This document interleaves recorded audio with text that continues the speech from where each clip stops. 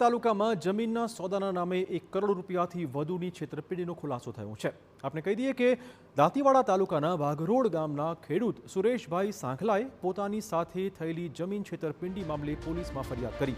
આંત્રોલી ગામના જમીન માલિકો અને જમીન દલાલોએ મળીને વાઘરોડ ગામની જમીન વેચવાનો ફરિયાદી ખેડૂતો સાથે સોદો કર્યો હતો। ફરિયાદમાં જમીન માલિક સહિત કુલ 7 આરોપીઓ સામે દાંતીવાડા પોલીસ મથકે ફરિયાદ નોંધાવાઈ છે।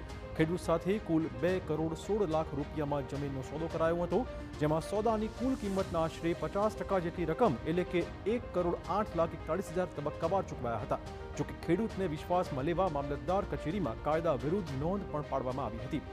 જોકે દસ્તાવેજ કરતી વખતે જમીન વેચનારાઓ હાજર ન રહેતા છેતરપિંડી હોવાનું સામે આવ્યું। ખેડૂતનો આક્ષેપ છે કે કરોડો રૂપિયા ચૂકવ્યા હોવા છતાં તેને જમીન મળી નથી અને ચૂકવેલી રકમ પણ પરત કરવામાં આવી નથી। મામલતદાર કચેરીની કામગીરી અને એક અધિકારીની ભૂમિકા પણ શંકાના દાયરામાં હોવાની ફરિયાદ છે।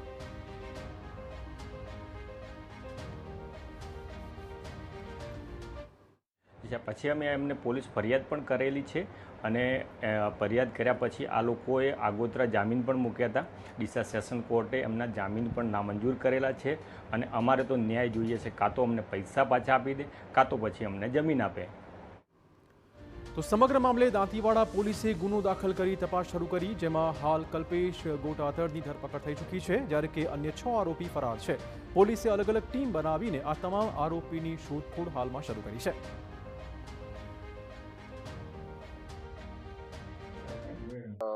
પ્રથમ જે એમને મતલબ જે છળકપટથી જે એમને નોંધો જે કરવાની હતી એમાં ન કરાવીને અને તેમની સાથે છેતરપિંડી કરી હતી।